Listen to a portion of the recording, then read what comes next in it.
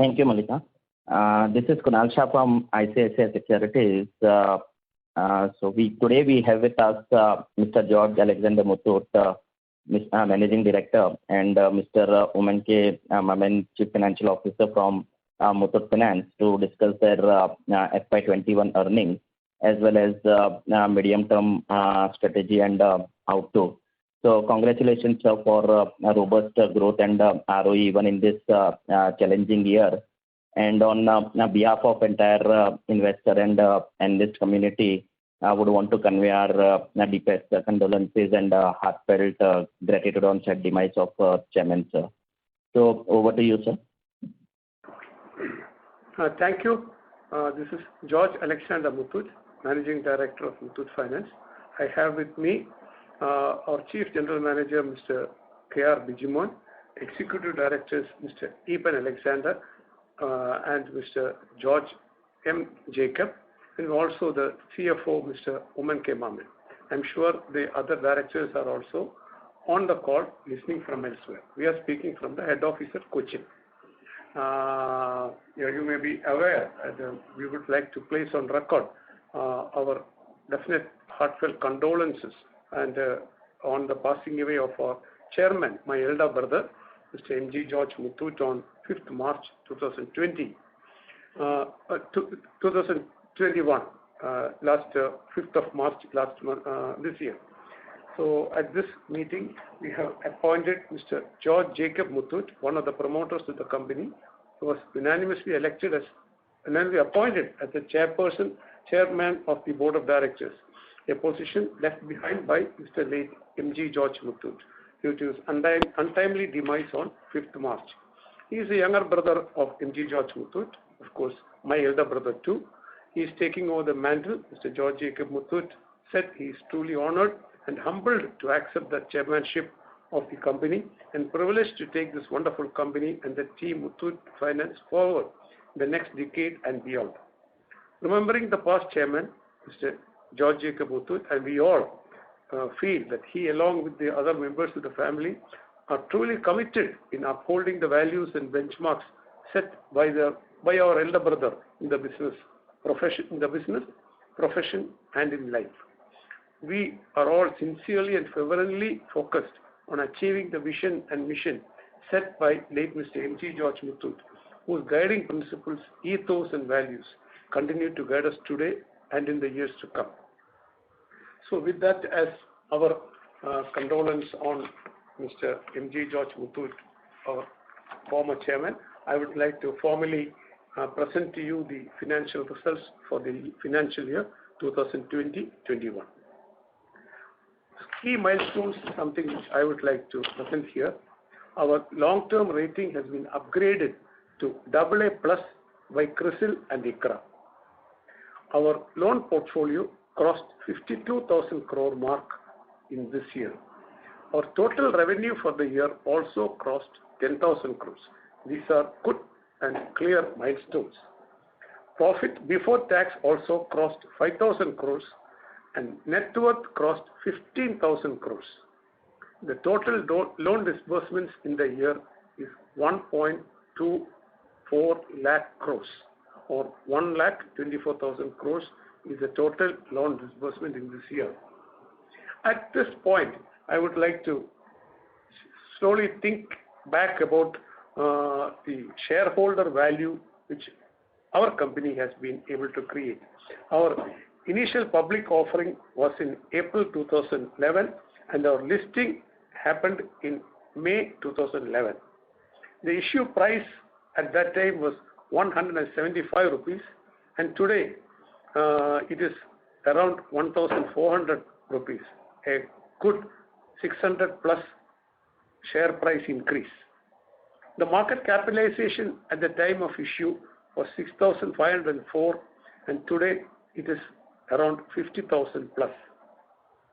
The BSE Sensex, which is 644% growth, whereas the BSE Sensex from 18,000 has gone to 49 and 50,000, and it has grown by 167%. The gross loan assets at that time in 2011 was 15,800 crores, which is today 52,600 crores, a cumulative growth of 36,000 crores, or in percentage terms 232 crores. The revenue also has more than doubled from 4,500 to 10,500 crores, and the profit after tax from 892 crores to 3,722 crores. Again, a growth of 317 crores. Our net worth, as I said earlier, has increased from 2,900 crores to 15,000 crores, a 421% increase. Dividend per share, which was 4% at that time, has now come to 20%, 20 rupees per share, which is a 400% growth. And the total dividend payout at that time was 149 crores, which is today 802 crores, which we paid a month back. The total dividend we have paid to the shareholders in the last 11 years is 3,544 crores. This, I personally feel, has been rewarding to the investors who have been with us even from the initial public offering at 175 rupees. The key financial highlights, as I said, the consolidated AUM has increased by 24% year on year at 58,280 crores. The consolidated profit after tax is now at 3,819 crores, which is a 21% year on year growth. And the standalone AUM has grown by 26% year on year at 52,600 crores. Standalone profit after tax increased by 23% to 3,722.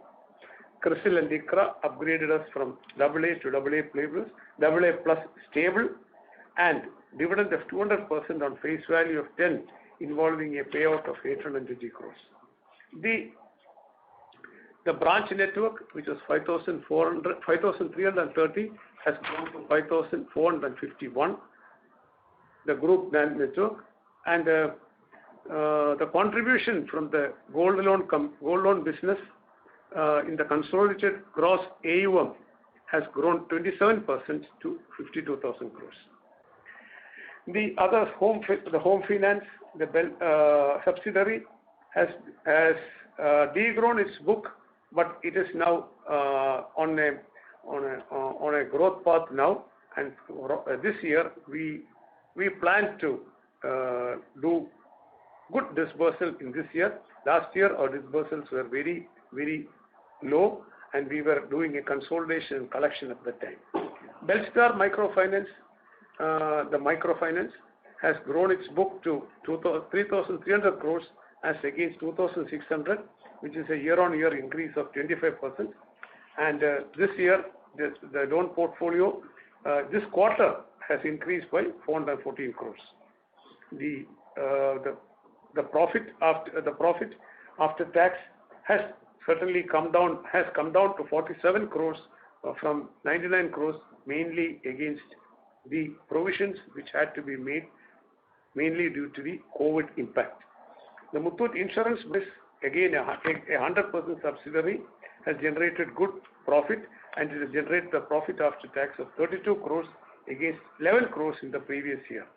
The Sri Lankan subsidiary, which is gradually becoming like Muthoot Finance, a gold loan company. Initially, when we entered the company, it had nil gold loan. In the last 8 years, they have grown their gold loan book, and today they are almost 50% of their book is gold loan. And we hope that, we expect that it should also become, just like Muthoot Finance, a 90% plus gold loan company. This year, against the previous year profit after tax of 7 crores, this year it has reached only 5 crores. Again, the COVID impact, etc., had its impact in Sri Lanka also. The Muthoot Money, which is a vehicle finance arm of Muthoot Finance, has also not grown its book last year. It has actually degrown its book because its book has been running down. They are restarting the business from next month onwards. We are sure it will also go up, and it has generated revenue of 70 crores and a profit after tax of 4 crores as against 3 crores in the previous year. These are very new companies, only 2 years and 3 years old. We hope that these will come, this will turn around and come out of this issues next year. And today, our gold loan book, which was 88% last year, today constitute 90% of our book, and the subsidiary constitute 10% versus 12% last year. This year, the focus has been on growing the gold loan book at the cost of even degrowing the other book. So,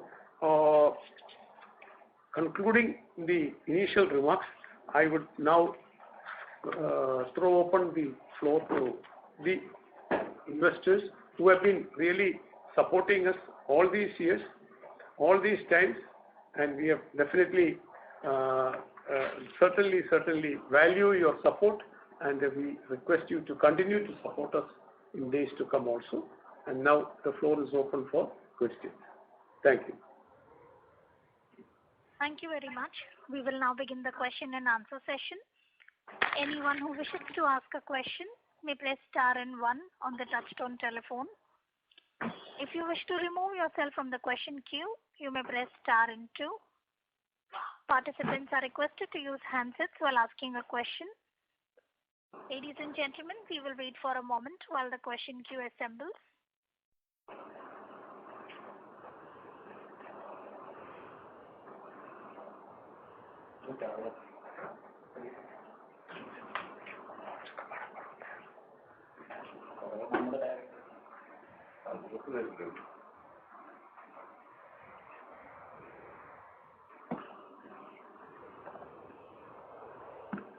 Participants, to ask a question, you may press star and 1 now.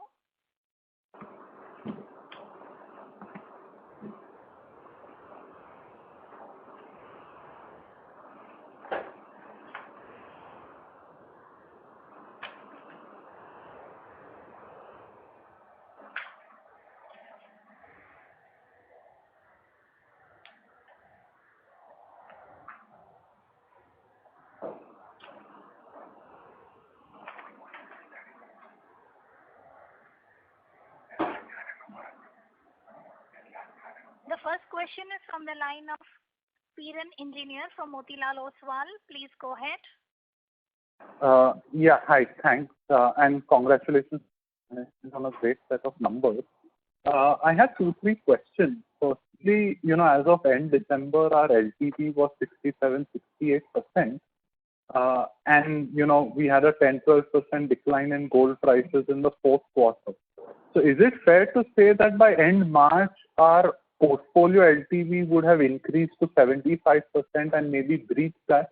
And in such cases, what do we do? Do we ask the client to top up the portfolio or to top up the collateral? And if he doesn't, then do we, start repossessing and auctioning? So that's my first question. I'll get to the other ones after this. You can continue question. Okay, sure. So my second question, basically on slide 32, where you talk about your customer base. Now, if I add up the disbursements made to, all the different categories of customers, it adds up or 11,000 crores. But your total disbursement this quarter was 23,000 crores. So the balance 12,000 crores is a rollover. Is that how we read it?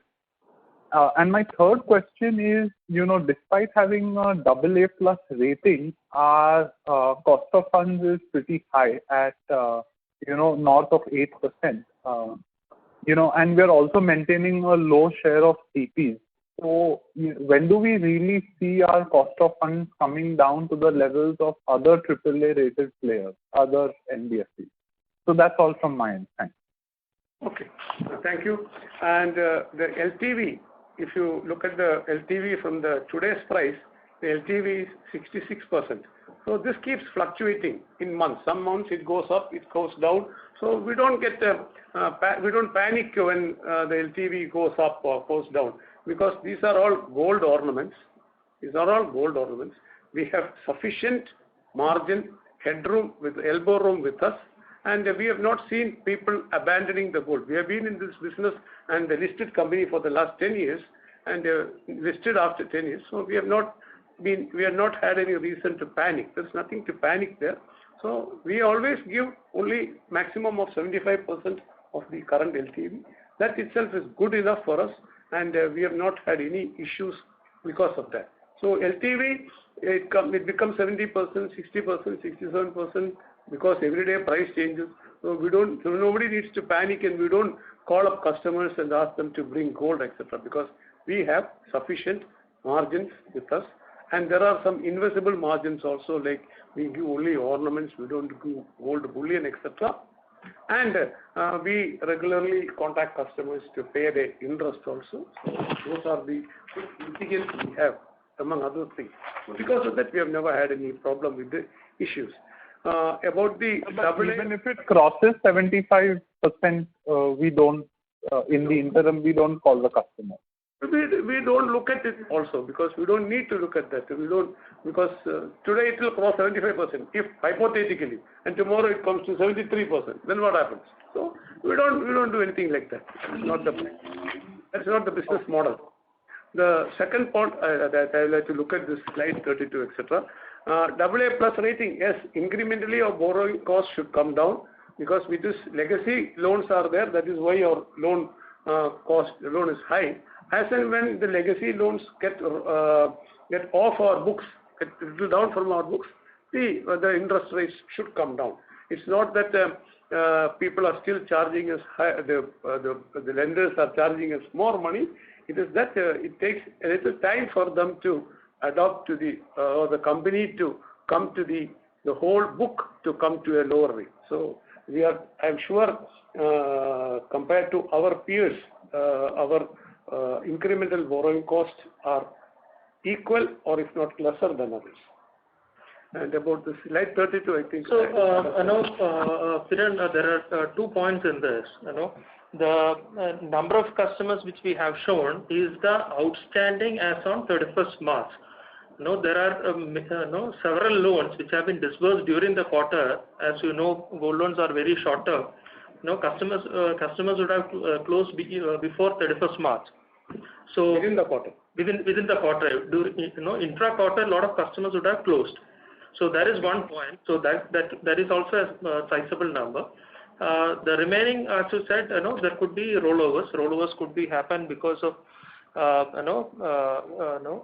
switching of schemes by the customers. Suppose if we have a lower rate scheme in a particular location, so the customers move from the higher rate schemes to the lower rate scheme. So that also contributes to the balance disbursements. Got it. If I may just squeeze in one more question. Now that the banks no longer have the 70%, 90% LTV, arbitrage, how is competition shaping up in, April and May? No, April and May is washout because many of the branches are not able to open properly, etc. I'm sure by 15th of June things will start improving, and people will start coming out and businesses will start reviving. Only when business starts picking up, the demand for loans will start. The demand for loans will start when business start picking up and people need to restart their business or start new businesses. So because the banks were giving 80%, 90%, I don't know how many banks would have given at that rate. It has never really impacted our business. As you would have seen, we have grown much better than previous years in spite of this. But surely, if the banks have also gained some business, it is because the market has grown. The market has expanded. That's what I should say. When banks are also doing it, market has expanded. We have not lost any business. Neither have they lost any business. We have grown. The banks would have also grown. I'm not sure about their numbers. So we, from our side, we don't see any threat of competition, etc. Okay, got it. Thank you for answering my questions and wish you all the best. Thank you. Thank you. The next question is from the line of Digant Haria from GreenEdge Wealth. Please go ahead. Yes, sir. So congratulations on great performance despite whatever challenges we keep on facing from the economy and otherwise. So my question was mainly on the two new, one new product and service that we've launched. Like, if I look at financial year 21, we started home delivery of gold loans in a few cities. So if you can just talk a little more about it, that, how has been the initial experience and eventually what is a larger plan, say, over the next 2-3 years on this product. So that's my first question. And second question is that, I saw some ads where, we are giving large loans at a very, very competitive rate, maybe 10-11%. So, is this product more aimed at competing to the customers who will look for banks as an alternative? And what is our strategy on these low-rate loans? So that's two questions from my side. First of all, Loan at Home. Loan at Home is a service which we are offering to our customers. It's a paid service. So Loan at Home entails a cost for us and a cost for the customer also. So any customer who wants to avail this loan facility, he phones us, he keeps an appointment. Our branch staff go to their place, take the gold loan, check it, weigh it, assess it, and then bring the gold to our place, and at the same time, simultaneously release the gold to the customer. There are some customers, especially some large value customers, who opt for this. But generally, what we have seen is 95% of the customers are more comfortable bringing their gold to the nearest branch, sitting with the branch and giving it to them. It is only a few people who sometimes want the service. If anybody wants the service, we are there to give it to them, and it is definitely a small charge is there for that, because generally people with more than 2 lakhs, 3 lakhs is where it makes sense for them also to take this gold loan at this rate.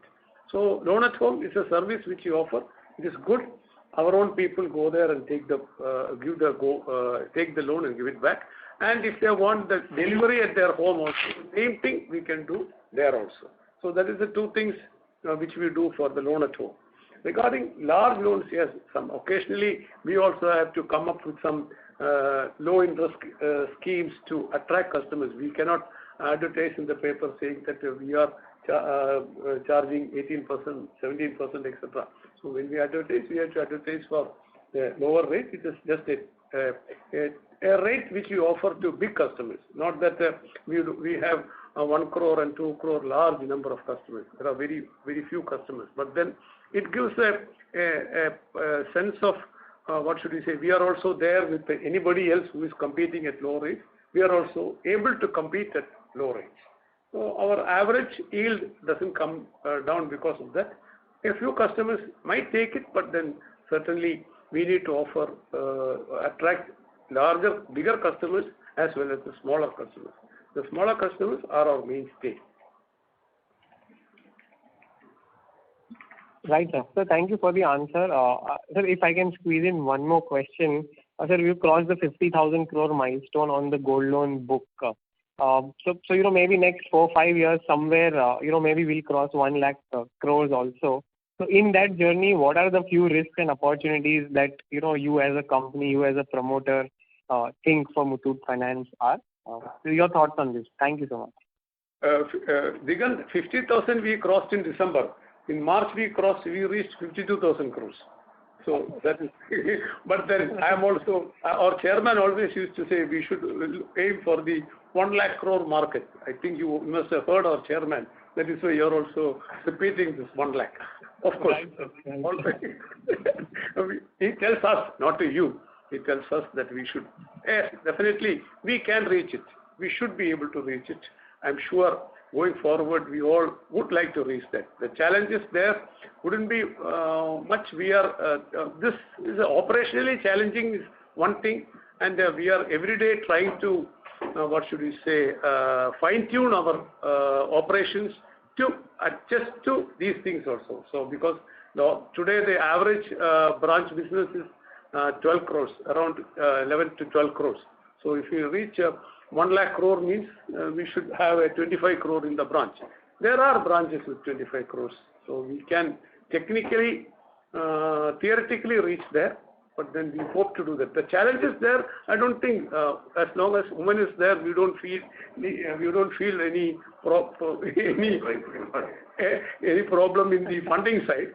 So that is not there. On the jovial side, I said we will not have funding issues. But then operationally, it is very challenging. That's what I wanted to say here. But operationally challenging is something which we are every day trying to fine-tune. Everything will increase, every issue will increase, and we should be able to fine-tune that going forward. As a calibrated growth every year, we should be able to reach there also. So, Right, sir. Right, sir. So I genuinely hope, late Chairman sir's vision and, you and the team's execution will be there sooner than later. So thank you and all the best to the team.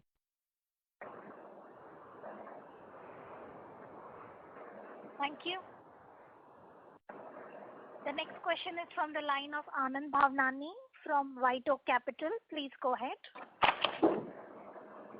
For the opportunity, first of all, congratulations for the wonderful performance throughout the year. Sir, my question was about our credit rating. You must be having these discussions with rating agencies to, talk about our robust performance in pandemic, once in a century pandemic. Even in the gold price fall of 13-14, we had robust performance. So, and our gearing is very low. So, is there a scope for rating upgrade? I mean, what is that we would need to do to get to a AAA rating? Thank you. Thank you. We always would like to get a higher rating. That is always in our mind. As they say, it goes only by steps and steps. The next step, I think, after FA Plus should be AAA. So we are there. Probably we will be constantly engaging with the rating agencies so that, and we will not rush till we get the AAA. From our side, we definitely always feel that we are much better placed than many others who presently enjoy AAA. We are much better placed, but it's only a little bit of convincing we need to give, and the conviction which the rating agency also has to have. Probably every year of performance, every year of stable and good performance will help them to decide on giving us a AAA rating. And I'm sure if we perform like this, it should not be sooner than later that we also get a AAA rating. There are no issues with them, but it is only that they also think that the rating should be calibrated, should be given in steps and stages. So we have crossed the FA Plus stage, so we probably we'll have to wait a little while for that. The little while can be 6 months, 1 year, 2 years. We also would like to come into the AAA league, just like you. We would also like to come into the AAA league. Sure. So it's on consideration. We keep talking, and maybe if things work out in a year and a half, we should be there. Is that the right expectation? Yes, sir. Every discussion we have with them, we remind them that we need to get the AAA. I personally remind them every time, every discussion we have. We have sometimes discussion every quarter, once in a quarter, once in a half year. We have a discussion with them. I always remind them that we should be given AAA. Got it. The second question about this disbursement, intra-quarter disbursement. Typically, what is the ratio? I mean, if we disburse, let's say 100 in a quarter, what percentage of it will be squared off intra-quarter? It's as high as 50%, or I mean, is it 25%? What's a typical number? See, usually people who take a loan, I think the 10% of them close the loan in the same month itself. I think there is a number like that. I think in the presentation there is a slide on that. So, I think it is page 29. It is there. The details are there. How the loans are retired in the first 6 months. So generally, if you look at for last 5 years, about 60% of the loans gets retired in the first 6 months. The first 3 months also a good number. Generally the thumb rule is in the first month itself about 10% gets liquidated. In the second month about 20%. So like that, first 6 months, the normal pattern is about 60%. though the contractual tenor is 12 months. Of what we disburse, not the outstanding, sir. Of what we disburse. Yeah. Yes, sir, I got it. And sir, thirdly, we started diversifying into microfinance, CV, and home finance. And due to various reasons, there was GST, then there was the elections, and so on and so forth, and then there was a weak economy, and now COVID. So all these products, we probably haven't scaled up to the extent that we envisaged when we started them. Now, given our experience in these products of last 3-4 years, and what is your take? Like, if assuming things get normal and from here on there are no such hindrances, which of these products would you like to, grow aggressively over next 3-4 years? So, as far as microfinance is concerned, it is not related to Muthoot, the gold loan customers. So, it is a separate vertical, and maybe we have a 70% investment there. That is a different class of customers. So, that has its own growth business. The other 100% subsidiaries which we have, the vehicle finance and the home finance, these two are definitely the customers are potential customers of gold loan, are potential customers of these vehicle finance, that is the two-wheeler, used car, and the affordable homes. These are typically our own customers. So we want to leverage on this. We want to see that the customer remains with Muthoot. That is the reason we started this. We are still, it is just that in the last 2 years there have been some issues with the pandemic, and also I don't know about GST, but general economy, etc. These businesses are bound to come up better. The affordable housing is something which India definitely needs. That there were some issues with builders, and also the pandemic, which has actually affected the home finance. I'm sure both of that are getting sorted out. Once this is sorted out, there is very, very good potential for this, and we will be growing much better in those areas. Those one also. The same thing with vehicle finance. There is an issue. Vehicles are not selling. Pandemic is there. People are not going out. Factory productions are. But it is bound to change. It cannot remain forever. Probably it will take 3 months, 6 months, 9 months. Then we are ready for that. So these are two businesses which we would like to grow. We see potential, and there is relationship for these business with our own gold loan customers. That is why we started that. It is a related business. That is why we started that. And after maybe this year and next year, we should see it reviving and coming back to normal.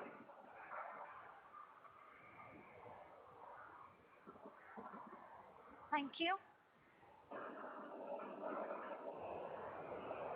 The next question is from the line of Shubhrat Devidi from SBI Life Insurance. Please go ahead. Hi, sir, and congratulations for good set of numbers. I have a couple of questions.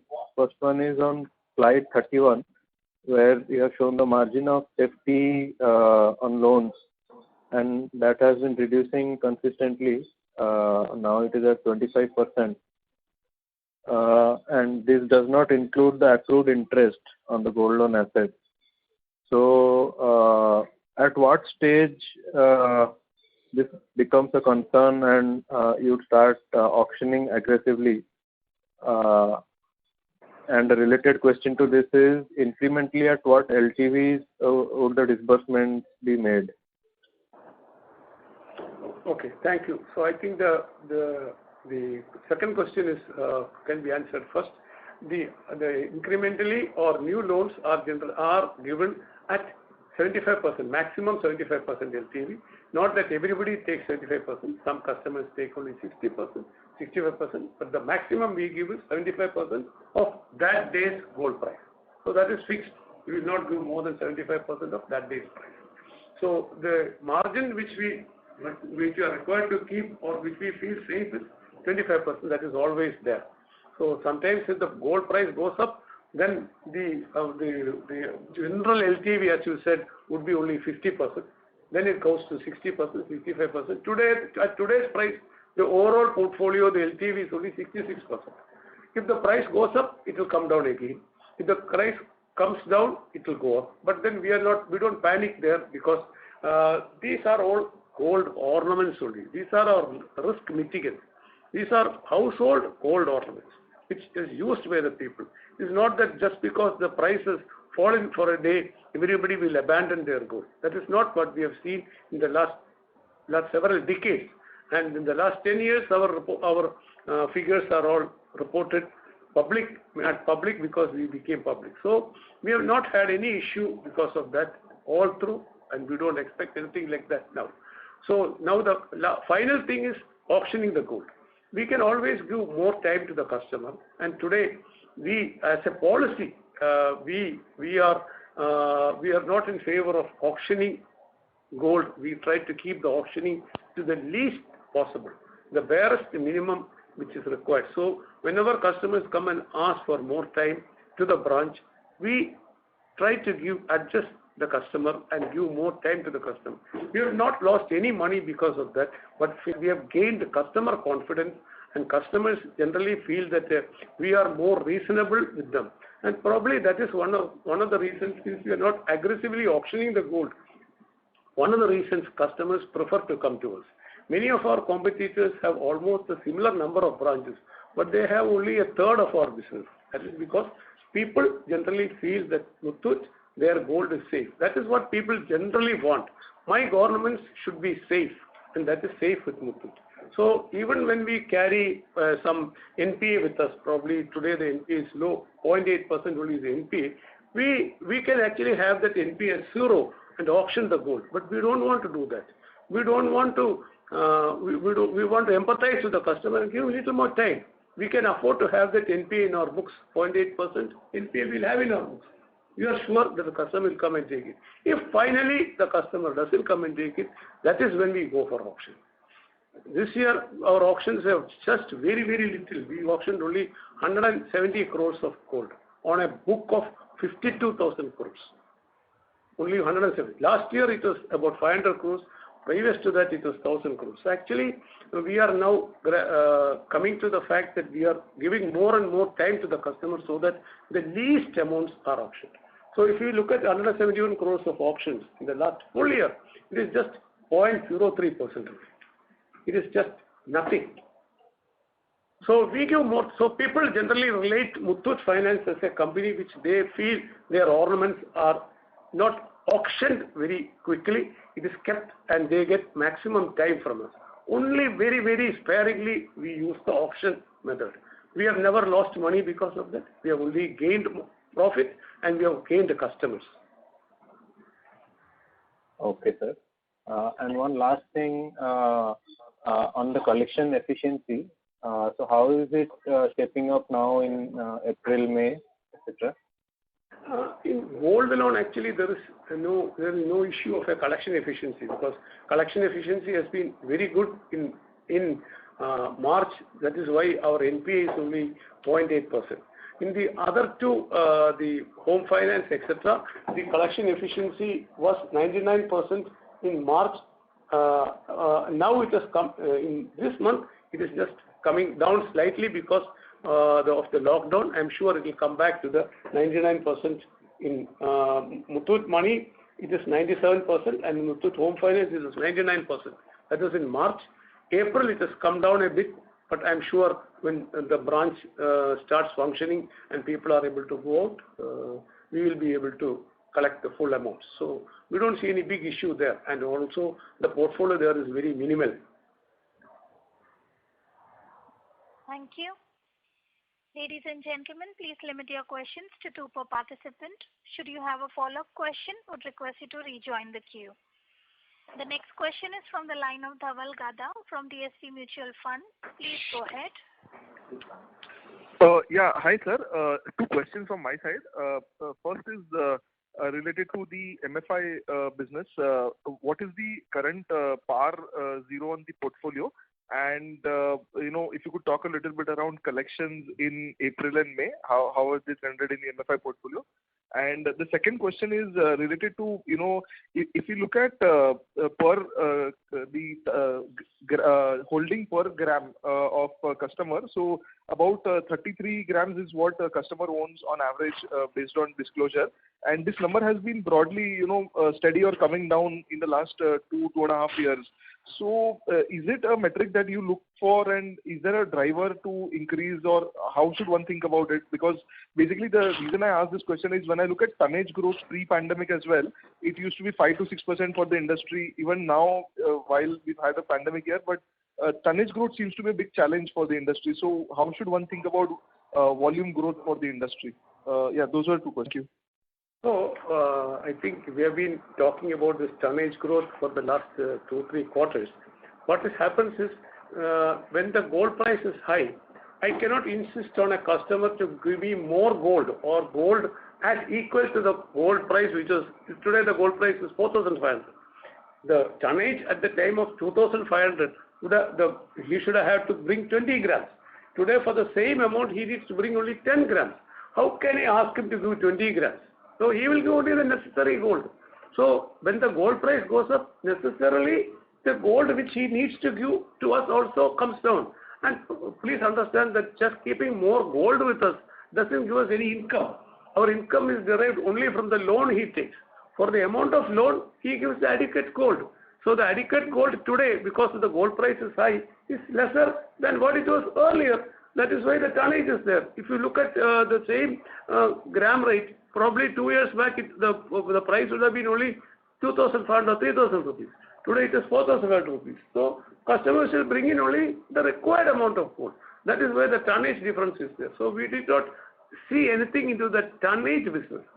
And the gold loan, our company derives income only from the loans which we give, the amount of loans. Its interest is on the loans, not on the tonnage. So that is growing. We are quite happy. We get the correct the LTV based gold is there with us. We should be happy. So that is the again about this PAR of Muthoot Microfinance. I think our Chief General Manager can tell you something. The PAR 30 days was on March was 2%. Yes. 30 days PAR was it's very low. It's low actually on compared to industry. We are better than the industry standards. The microfinance. That's what. Which I know. Sir, the slide 68 has the stage 3. I was looking for the overall portfolio overdue outstanding right now. And the collection trends. Overall portfolio outstanding is 3,300 crores.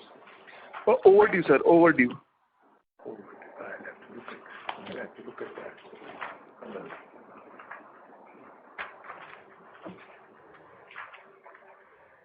We'll come back. We'll come back to you. I can take it with Oman, sir. No problem. So the stage 3 number is 78 crores. 78 crores. As of March. Sir, I'll take it offline. No worries. Thank you and all the best, sir. It is 2%. 2.2%. Yeah. The net NPA is only 0.5% because of the provisioning which has been done. 80 crores additional provision has been created in this year. Okay. Thank you. The next question is from the line of Prashant Sridhar from SBI Mutual Fund. Please go ahead. Yeah, thanks. Most of my questions are answered. Just 2 or 3 of them. So one, even due to some price change, if the LTV crosses 75, that is in breach of RBI regulations, right? So we would have to do something to control that. If you could just talk about that. And number 2, if you could just give us the restructuring numbers you would have done in the non-gold loan business and how the collections trend over there. And number 3, just a bookkeeping question. There's an item net gain on fair value changes in Muthoot standalone. What would that be?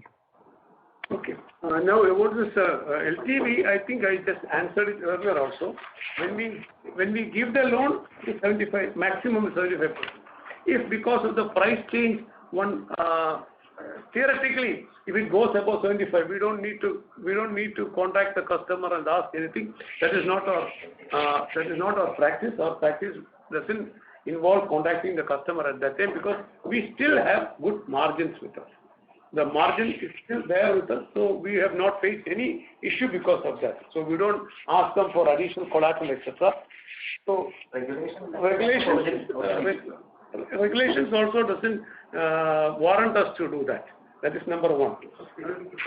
Okay. Then second is, even at this time, we always collect regularly the interest of the customer. So we have an app which is called Click to Call. Click to Call app is there with all this stuff. They can call and talk to the customer just by a click of a button, and that is actually keeping the customers in contact, and our staff also are able to easily contact them even during this pandemic time. Even during this pandemic time, we were able to contact all the customers with this new app developed by us, which we have named it as Click to Call. It is an app which enables the staff to connect to the customer immediately at the click of a button. So to answer your question, 75%, even if at some time it breaches, we don't go after the customer. That is number one. Number two was about the net gain on fair value changes. I think you are asking about the income side, right? Yeah. So that is mostly investments gain, the returns from investments in liquid funds, etc. Okay, sure. Nothing to do with the hedging. That's what I wanted to check. So that hedging comes under the other comprehensive income. That is after profit, PAT. So those numbers are primarily because of the the exchange fluctuations happening on the reporting date. Now, if you look at last 1 year, what has happened is the exchange rate has gone up, and subsequently it has come down as on the March 21. So those fluctuations are captured, but at the end of the day, all these foreign exchange borrowings have been fully hedged. What is going to hit the P&L is only the hedge cost. All the mark-to-market impact will remain in the OCI. Understood. Just on the restructuring in the non-gold loan businesses. One clarification. So yeah, please go ahead. Just one clarification, sir. At what LTV would you start to take action if just one follow-up? Yeah. No, it is not based on the LTV. It is not an Excel formula which runs this business. I think it is actually something I was telling the earlier investor also, that we have a good relationship with the customer at the branch. So even if the gold goes into the NPA list, or if it crosses NPA, we persuade the customer to pay interest. Sometimes the customers come and ask us, please give me 1 month's time more, 2 months' time more. If the branch feels that it is a genuine customer, genuine requirement, we give him more time at the cost of keeping it as an NPA in our books, hoping that he will come and take it.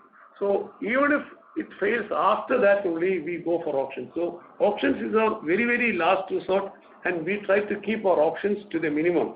See, our auctions were about 1,000 crores 3 years back. Last year it was 500 crores. This year it is only 171 crores. We are trying to keep the auctions to the minimum possible and give more empathy with the customer so that we don't auction as gold.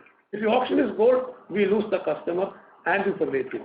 That is why customers still keep coming to Muthoot, because they say they are most reasonable in this respect. So the restructured loan account is about 6 crores. That is in non-gold portfolio. 6 crores. 6 crores is the restructured portfolio. Across everything, HFC, MFI, vehicle finance, all put together? Yes. Okay. So I'm talking about the parent company. Very limited. Very other businesses, subsidiaries, it is very limited. Very limited. Smaller than. Okay. Sure. Thank you so much. Thank you. Ladies and gentlemen, please limit your questions to 2 per participant. Should you have a follow-up question, would request you to rejoin the queue. The next question is from the line of Manan Tijoriwala from ICICI Prudential Asset Management. Please go ahead. Hi, sir. Good morning. Good evening. So just wanted to understand, on the OpEx to AUM, we see a dip there. So where do you see it on a stable basis, and what were the incremental efforts taken to bring it down this year? No, that is because the assets under management have grown 27%, and the number of branches has still almost maybe only 80 or 90 branches have gone up. So the per branch business has gone up from 8 crores or 9 crores to 12 crores. That is one of the main reasons why it is the economies of scale what we are seeing. But that is for this year. Probably in the next 2 quarters it may inch up a little more, but then it may not remain this low, because this time it was quite low. It's mainly because the assets under management, the denominator went up quickly. Fair enough. Sir, one question on the gold auction. So I understand you've been keeping it on the lower side. Could you shed some light on what sort of profit or losses do you see on account of auctioning the gold? There is no profit or loss, sir. If we have an excess, we have to refund to the customer. So there is no profit and loss there. Sometimes we lose some part of our interest, very little part of our interest. That's all. So the loss is always on our side only. If there is a gain, if the auctioning yields more, we have to refund it to the customer. We correctly refund it to the customers. But on the downside, if you were to look at how much would be the downside in case you lose money on a transaction which is auctioned? We lose only part. See, instead of collecting 22%, 23%, we may end up with 20% in some cases. That's all. It's paltry amount. And that's also only on the interest, sir. Principally, we have never lost 1 rupee till now. That's what I was looking for. So just one additional question. So how much will be the accrued interest on the gold loans outstanding at the end of the year? 2,145 crores. 2,145 crores. Sure, sir. Thank you. That's it from my side. Thank you. The next question is from the line of Ashwin Balasubramaniam from HSBC Asset Management. Please go ahead. Hello. Hi. My question is with regard to the chart which you've given on the disbursements and collections quarter-wise. So, I mean, if I look at, let's say, the collection, monthly collection this quarter is at about 7,000 crore versus a couple of quarters back it was about 15,000 crore. So, just trying to understand, I mean, is this a function of the rollover being lesser during the quarter, and I mean, again, is that connected to gold price falling during the quarter, and like how would the rollover proportion have changed let's say over the last 6 months? We will talk about the slide 28. Slide 28, in Q1, it was mostly it was a lockdown period. So people were not able to come to the office. We were not able to, both the advances and the releases were low. So what we lost in Q1, we gained in Q2. That is why you see the difference. So in Q3 and Q4, it is becoming back to normal. Right, but even if I compare this to, let's say, the previous year also, or Q4 or Q3? Every year. Yeah, so this is, second quarter event is specific due to COVID. In the first quarter, there was a severe lockdown and lockdown restrictions. So the disbursements were low, but we could make up in the second quarter. As we said during that time in the analyst meetings, etc., we went aggressive in terms of top-up loans. And a lot of customers benefited out of it. Even at that point of time, the average LTV was quite low. So a lot of customers took the benefit of it in taking top-up loans. So that's why the existing customer loans would have closed and they would have booked fresh. That is the reason why there is a higher churning which has happened in the second quarter. Right. And one additional question. In terms of, let's say, what will be the average sort of tenor of the loan on the books? I mean, the sort of remaining tenor, the average residual tenor, and how would that have changed, like let's say between 1 quarter, 2 quarters back to Q4, or it is more or less constant? I think 95% of the loans are less than 12 months. At the time of disbursement, you're saying, but I'm saying like. As on the reporting date, 95% of the loans are less than 12 months duration. Okay. Only about 5% of the loans are overdue. This includes NPS also. And how much would be, like, let's say, more than 6 months and less than 6 months? I don't have the breakup readily available, but most of the loans will be less than 6 months. Thank you. Because if you read it together with the the other chart in terms of slide 29, you can figure out how the repayment pattern happens. More or less, it is that is the pattern we have seen in the past. So most of the loans gets revolved in the first 6 months. Thank you. The next question is from the line of Amit Ganatra from HDFC Mutual Fund. Please go ahead. Hello. Hello, yes, please. Yeah, I'm referring to slide number 13. Now, the slide on dividend payout. Now, in 2015, your ROEs were lower than FY21. Your capital adequacy today is much higher. Isn't there a case for increasing the dividend payout ratios? Yeah, I think something we'll have to take a decision. The board has to take a decision on that. Thought about such thing. So that was one, because you will not have a year like FY21 hopefully in future, right? So and in this year, if your capital adequacy is improved and the kind of ROEs that you reported, that just of the business. So please take this as a feedback. I think if you see slide 48, we are generating a ROE of 27-28%, which is an extremely good return we are generating in spite of the higher capital. No, correct. So that's what. So that in fact reflects the strength of the business, that your capital adequacy is so high despite that the ROEs are, so strong. So there is a case for increasing the dividend payout. That was the feedback.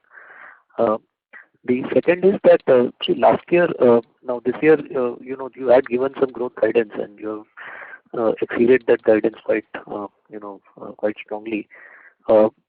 Have you any, do you want to give any growth guidance for the upcoming year? We have been giving a guidance of 15% every year for the last several years. We have next year also we would like to give that guidance as 15% only. Probably we should do better, but anyway we wanted to do only a very conservative guidance. We have given the guidance of 15% for last several years. So previous year we grew by 17%. Previous year we grew by 19%, and last year previous to that we grew by 22%, and this year we grew by 26%. So probably on this year also we may do better, but we didn't want to give a what should we say, too optimistic a guidance. We wanted to give a conservative guidance. That's why we have been telling that we will be growing 15% year on year minimum. Okay. Thank you, Ramdan. Thank you. Thank you. The next question is from the line of Alpesh from Motilal Oswal. Please go ahead. Yeah, hi. Hello. Hi. Congratulations, sir. First question is on your slide number 31, wherein the active customers and the number of loan accounts are given, right? If I see the trend, 60% of your overall customer base is normally active. So any specific steps that you are taking in order to increase this share of active customers was on the pool of your overall customers? Secondly, whether the new overall customer base or the active customer base is only growing by 5%, right? So and when we are talking about 15% AUM growth, that means we are largely banking on the 10% kind of increase into the gold prices for that kind of a growth if we are moving with 75% kind of an LTV. So what is the strategy at play here? And the last question would be just a data point. What percentage of the customers have more than 1 lakh rupees as the ticket size in terms of the AUM and the number of customers? Thank you. So I think you are looking at the number of customers. These are the number of active customers. Our customer base is much more. It is more than 2 crores customer base we have.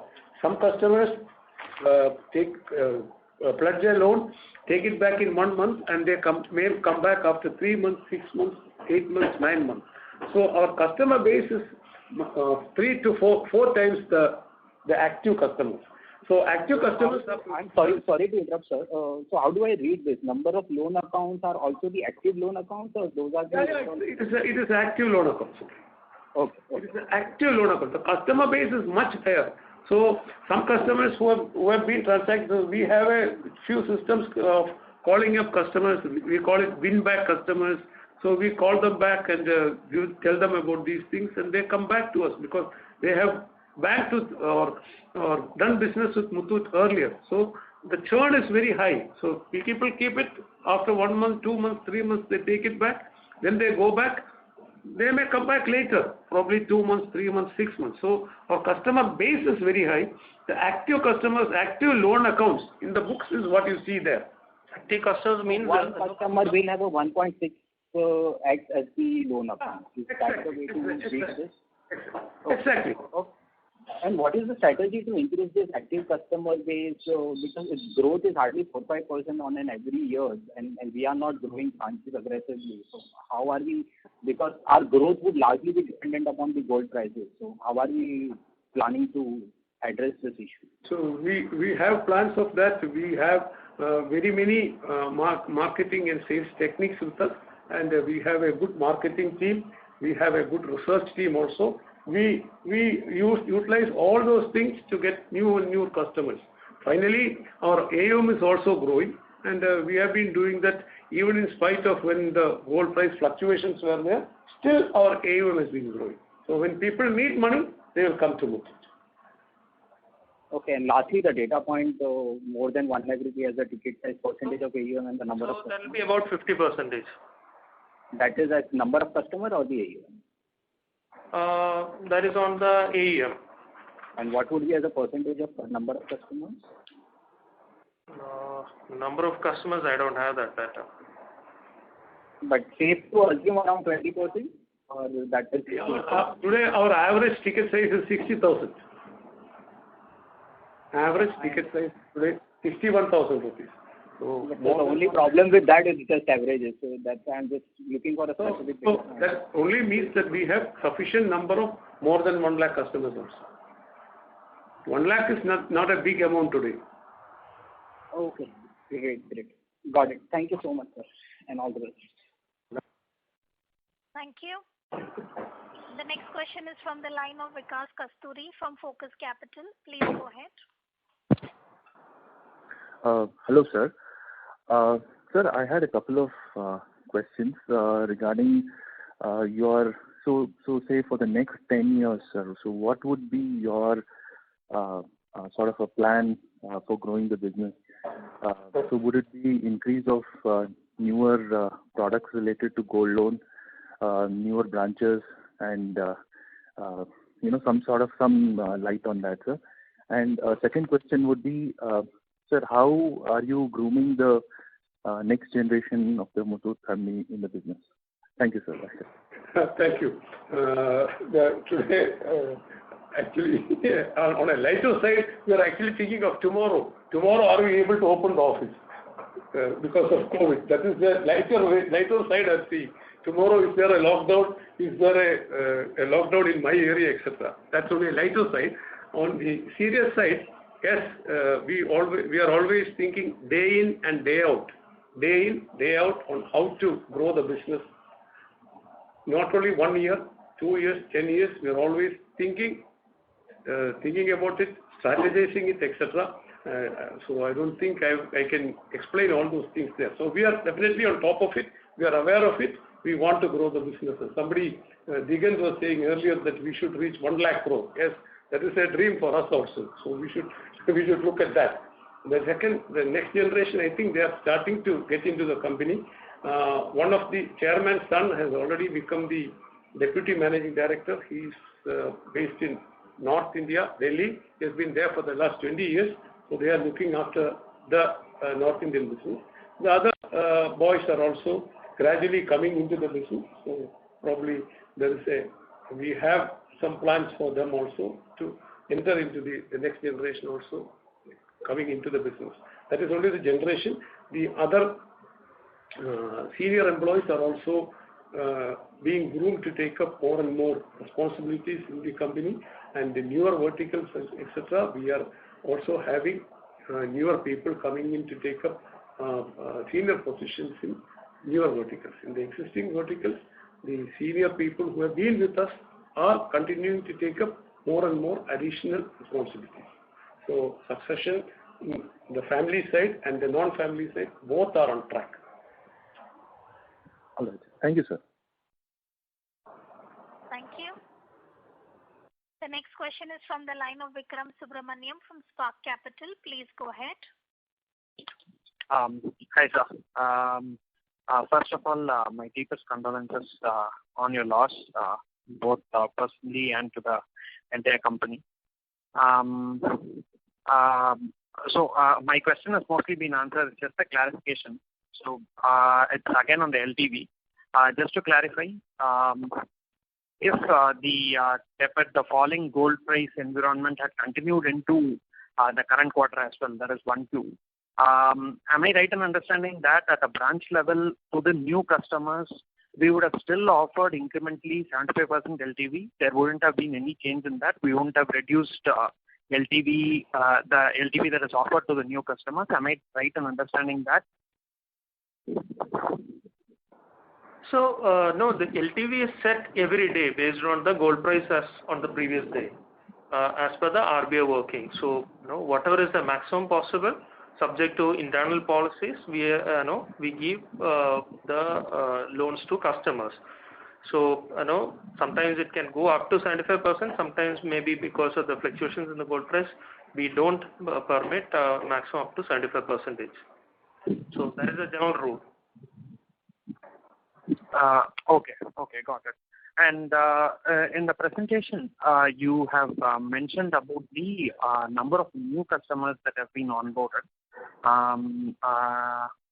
So that's coming close to about 7% fresh loans to new customers. That's coming to about 7%. Could you please give the number and the trend of how many customers have either closed accounts or have gone back from active to inactive? See, there's a general number. We expect that our total customers who have had accounts with us in the last 4 years should be in the range of 2 crores. So today, actively 50,000 or 50 lakhs of them are having a loan today. They may come back after 1 month, 2 months, 3 months, 6 months. They may come back at any point of time. They are our customers. It is only when they need a loan they come back. This is actually, we should not compare this with a home loan or a vehicle loan, etc. This is a very quick loan. There is no entry loan, there is no exit loan. And whenever customers get the money, they would like to close the loan and go off. So, because they pay interest only on the actual number of days. So, whenever they have money, they close it. And whenever they need money, they quickly come to us. So, these are our active customers. So, what you see there is new customers, which is an addition to the hypothetical figure of 2 crores that is being added, newer and newer customers. So, some customers, after 2 years or 3 years, they may not even come back. But we wouldn't know that they are not going to come back. But they are still our customers. They are still our customers. Probably after 3-4 years, probably he would have died and gone, or maybe changed place, etc. But we still have a very big customer base with them. The active customers who are having a loan today is what you are seeing there. Got it, sir. So just to understand that from a fundamental trends perspective, I got what you were saying, but So along those same lines, once the peak of the first wave got over and things started opening up, by fourth quarter, that is Jan or Feb or March, when things started opening up more and more, I'm just trying to ask, was there an attrition in customers? Were we seeing an increase in attrition in customers as normalcy started seeping into the economy? So again, there is no attrition of a customer. The customer doesn't, he takes the loan and goes home. So we don't call it as an attrition. He has closed the loan, he has taken the ornaments and gone home. He'll come back after 1 month or 2 months. It is not third quarter we had added 3.88 lakhs. In the fourth quarter we have added 3.61 new customers. New customers. So that is a regular phenomenon. No, we cannot expect the same customer to come again and again. No, probably he might come after 1 month or after 6 months. Our ability should be to deliver the service to whoever comes in. We cannot force any customer to take a loan, right? So our ability to bring more and more new customers, so that there is a ready pipeline of people wanting to take a loan. Thank you. The next question is from the line of Sayantan Bhaumik from PineBridge Investments. Please go ahead. Thank you, sir, for this opportunity. I just had one question. I just wanted to get a sense of the current quarter, and if I had to compare it with first quarter of FY21, if you can give some color as to what is the current situation on the ground, and what are your thoughts on the current quarter? That's the first one. And second is more of a data keeping. If you could just give the total provision that you hold in the standalone entity. That's including standard, specific, and basically the total provision that we hold. Okay, thank you. I think this year, from ground, from what we are hearing from our branches and managers, the staff, etc., almost the same as last year. But then small difference which I've seen is last year the first lockdown was absolute lockdown. This time it is not that. This time it has been left mainly to the states. So some of them have given, localized lockdowns. So some places it is fully locked down. So that is one relief. But then this time it is extending a little more, I think so, because I see this time more and more deaths happening. That's what personally I see. Last time the number of deaths were not this much. This time I don't know number of deaths are. But then from the business side, I think it is almost the same. So last year also, it started in end of March. This year it started in, the second wave started end of April. So there's only 1 month difference. So this quarter will be a difficult quarter. It will be a difficult quarter because it's not opening up. Probably by 15th of June only this is going to get opened. So this quarter we should see a very slow growth or maybe steady state of affairs. And the next quarter, I'm sure, when business starts reopening, things will be much better and people will start restarting their business. They need quicker loans, and Muthoot will be there or others will be there with gold loans to offer customers to restart their business and also for expanding their business, etc. So we should see better growth in the next 3-4 months. Surely we should see that. Your next question was about... ECL provision is 625 crores.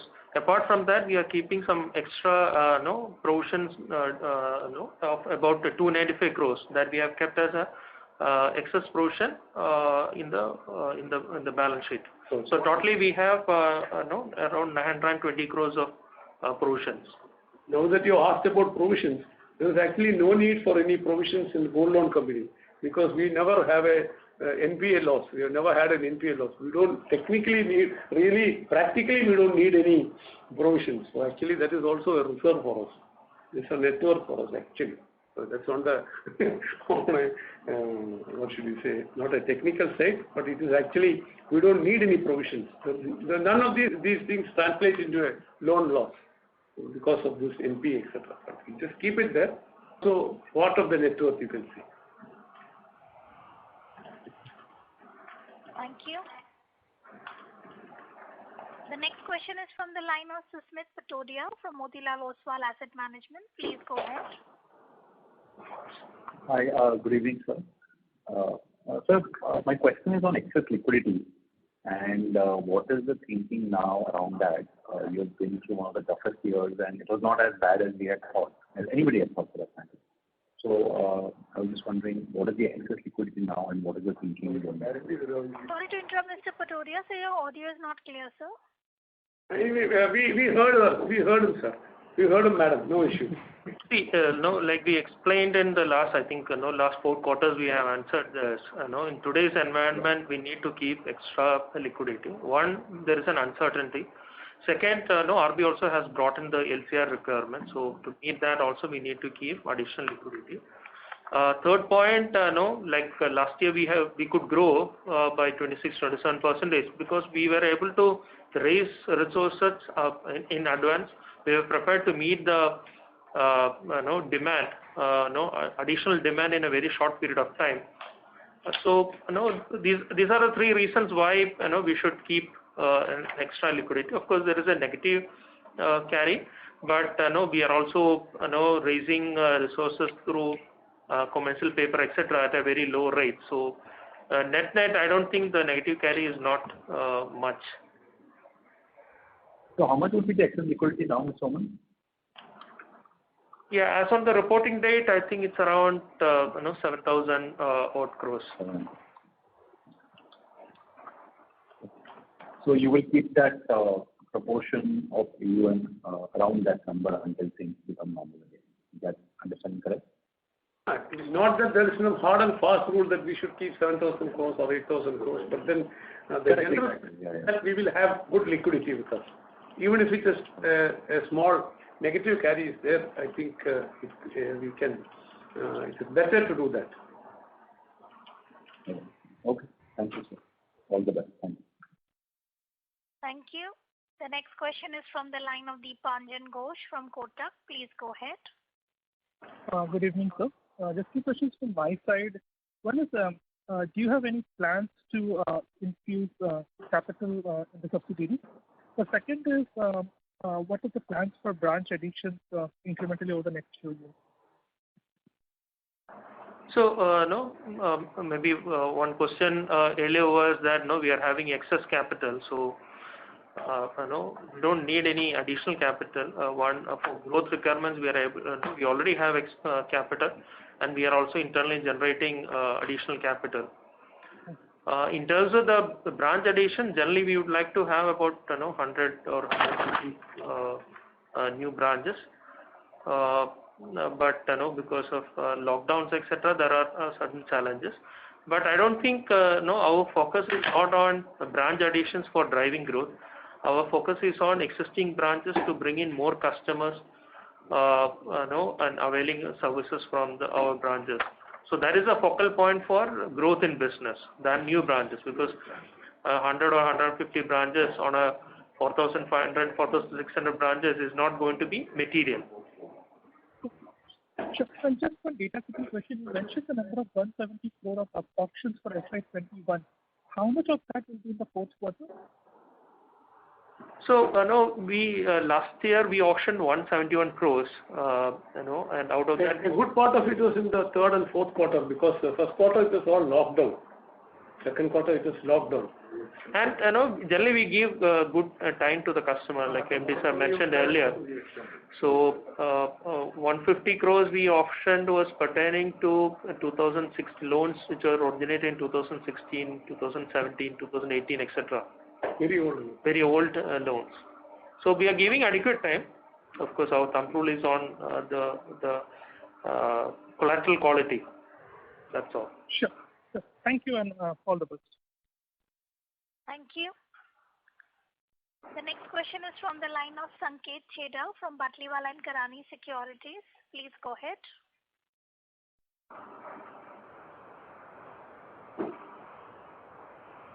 Mr. Sanket Chheda, your line is unmuted. Please go ahead with your question. Hello, am I audible? Yes, go ahead, Sanket. Yeah, sir. Congrats on very good set of numbers. My question was particularly on the funding mix. Now that we have received an rating upgrade, where do you see the shares going up in terms of listed NCDs or that definitely will go up, but where the share would come down, either bank borrowings or you see ECB share coming down going ahead? Yeah. So no, today we have a good, decent, diversified funding mix. I think we will try to raise all sorts of funding, banks, NCDs, retail NCDs. In terms of external commercial borrowing, rates plays an important role, but again, it is a very, very long-term money. So we are not taking any call on that. So depending upon the growth and funding requirements, we'll take a decision on that. Okay. And sir, on this tonnage growth, if I understood correctly, by the end of Q4, we had reached an LTV of 75% on the book, which has now come down to 65% because of the gold price rise. Is that correct? And that's why the tonnage growth was lower than the AUM growth. Yeah. So if you look at the gold price has fallen to about 4,000 rupees towards the end of March, but subsequently the gold price has recovered. I think now it's around 4,500 or 4,600 rupees. So when we have drawn up the reports, we have considered 4,000 rupees as the gold price. That's why the LTV is 75%. Okay. And the last one, again, this question was asked that whether we maintain our 15% AUM growth guidance going ahead. Till last quarter, we were confident about 15% plus, but this quarter marks an remarkable performance wherein the gold prices were down 10 to 12% in the quarter. Still, we managed to grow 5%. So we would still refrain from guiding anything more than 15% going ahead. It is just that we would like to be on a conservative guidance. That's all. Nothing more than that. We don't see anything more than that. Just giving a conservative guidance of 15%. Probably we would like to tell 15 and achieve more, rather than say 20, 25 and achieve lesser. Sure, sir. And lastly, the auction in Q4 was how much? 170 was for the full year, but in Q4 it was how much? I think majority was in quarter 4 only, because that was the time when everything was open. Sure, sir. Sure. That's all from my side, and congrats again on a very good set of numbers. Thank you. Due to the time constraint, we'll be taking the last question for today, which is from the line of Vikas Agarwala from Bank of America. Please go ahead. Thank you. Congratulations, sir, for a great set of numbers. Just a couple of questions. Most of my questions have been answered, but a couple of questions would love to hear your thoughts. One is on the disbursement side. Can you give us some sense of what was the disbursement trend in the month of April and May compared to the disbursement trend we've seen in the last couple of quarters? So that's one. And the second question is on the borrowing side. Can you also give us some idea on what was the incremental borrowing cost, meaning all the cost of incremental borrowing in the last quarter, which will give us an idea of the current cost excluding the legacy loans? So the April and May, it's been locked down here and there. Most of the places it's locked down. Business is not. We are not able to open the branch. Customers are not able to come. So this quarter, the business will be much lesser compared to last year. Maybe April and May it will be almost same. I think last year April and May also was the same. We were in the same situation. Probably last year it was March and April. This year is going to be April and May. I think that's going to be what of. But then we are sure all the demand, all the business which is not able to come to the branch because of lockdown in April and May will come in June, July, August. So that's the first part. Second part, incremental. I think Mr. Oommen will tell you incremental. So in terms of the fundraising, of course, with the rating upgrade, we have done a public issue. We have raised about 1,700 crores of NCDs through public issue. There, the rates have been in the range of maybe about 6.6 to 7.1 on a 2-year and a 3-year. I think the bonds have traded well. I think we should see better levels coming now. on the NCD front. So there is a lot of room for bringing down our incremental cost of borrowing. Sure. Maybe, sir, just one small follow-up to this is, you mentioned about ECB being a factor of the cost, and in previously, you had mentioned that the offshore cost was slightly higher than compared to what you're getting onshore, and onshore market has actually done well post that. So from that perspective, how should we look at the cost-benefit analysis for ECB, and then something which sir mentioned about ECB being a long-term money. So how should we look at that, and then where does ECB fit in your overall funding mix? See, ECB expenses are the cost for fundraising through ECB is not currently being looked at, because the domestic fundraising can happen at a very much lower cost. So currently we are not looking at the ECB.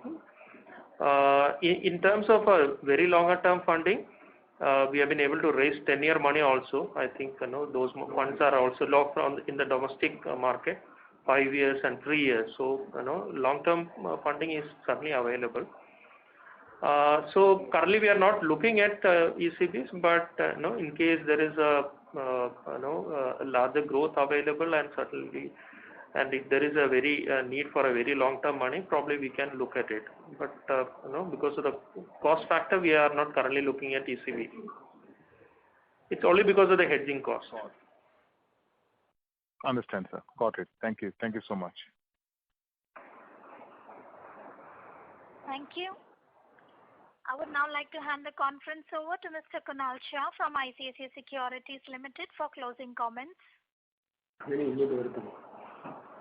Yeah, thanks a lot, and Mr. Muthoot and Mr. Momen for patiently answering all the questions.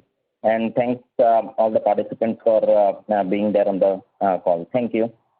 From Muthoot side, management side, I also take opportunity to thank ICICI and also the organizers for this, and also definitely the participants who have always been our strength, and you have always given us strength and guidance, and probably lot of suggestions also. Suggestions are always welcome. Thank you all for supporting us. From our side, we will try to do the best possible. Thank you. Thanks, sir, and all the best. Yeah. Thank you, Kunal. Thanks for arranging the call. Thank you. Thanks. Thank you. On behalf of ICICI Securities Limited, that concludes this conference. Thank you for joining us, and you may now disconnect your lines.